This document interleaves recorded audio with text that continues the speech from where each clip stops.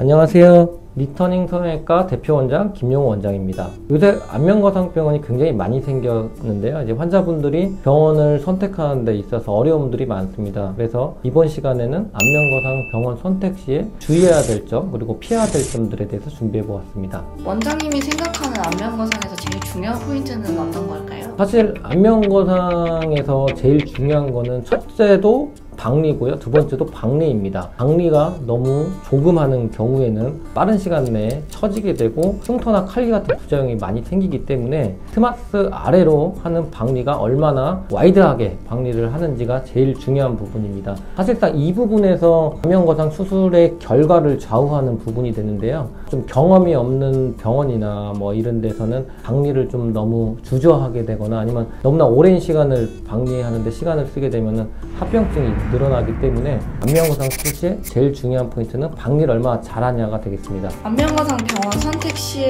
주의해야 될 병원은 있을까요?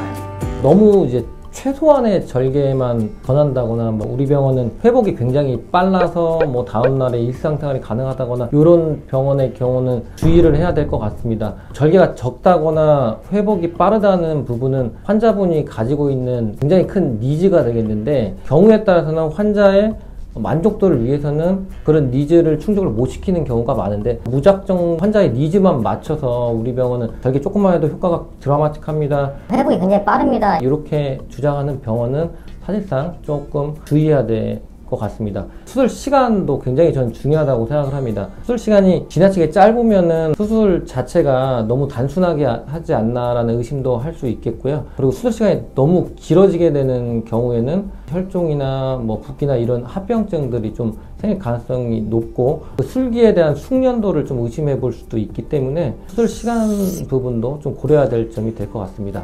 그럼 적당한 시간은 언제쯤일까요? 저 같은 경우는 2시간 반에서 3시간 반 정도 사이에 보통 안면거상 수술이 끝나게 되는데 제가 봤을 때 적당한 시간은 2시간 반에서 한 4시간 이내는 좀 끝나는 게 대다수의 성형외과 의사들의 수술 시간이 되는 것 같습니다. 환자분들이 병원 선택하는 데 도움이 되는 팁이 있을까요?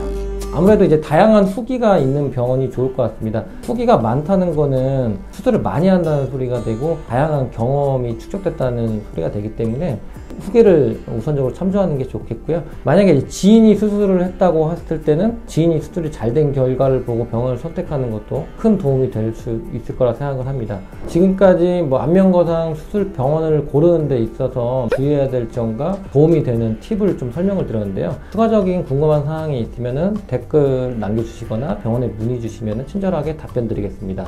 이상 리터닝 성형외과 대표원장 김용호 원장이었습니다. 감사합니다.